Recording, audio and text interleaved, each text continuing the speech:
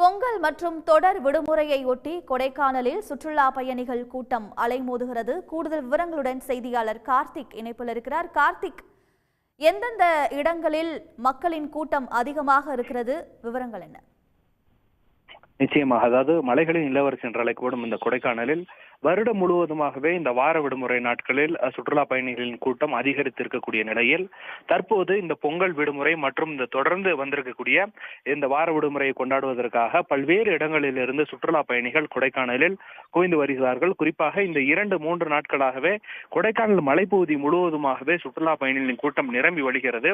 குறிப்பாக இன்றைய நிலையை பொறுத்தவரையில் பல்வேறு இடங்களில் இருந்து வந்திருக்கக்கூடிய சுற்றுலா பயணிகள் இங்க இருக்கக்கூடிய முக்கிய சுற்றுலா தலங்களான இருக்கக்கூடிய இந்த மோயர் சதுக்கம், பைன்மர காடுகள், குறிப்பாக இந்த குணா குகை உள்ளிட்ட பகுதிகளில் கடுமையான கூட்ட நெரிசலும் கூட ஏற்பட்டு இருக்கிறது. இதனால் ஒரு சில இடங்களில் போக்குவரத்து நெரிசலும் கூட ஏற்பட்டு இருக்கிறது. மேலும் கொடைக்கானலுக்கு வந்திருக்கக்கூடிய சுற்றுலா பயணிகள் தங்களுடைய சுற்றுலாவை அனுபவித்து வருகிறார்கள். தொடர்ந்து இன்று மாலை பொழுதில் ஏரி சாலை, பிரேன் பூங்கா உள்ளிட்ட பகுதிகளிலும் கூட்ட நெரிசல் ஏற்படுவதற்கான வாய்ப்புகளும் கூட இருக்கிறது. மேலும் இன்னும் 2 நாட்கள் விடுமுறை இருப்பதால் சுற்றுலா பயணிகளின் கூட்டம் வரத்தும் கூட அதிகரித்திருக்கிறது. விவரங்களுக்கு நன்றி கார்த்திக். உடனுக்குடன் செய்திகளை தெரிந்து கொள்ள சன் நியூஸ் பெல் ஐகானை கிளிக் பண்ணுங்க.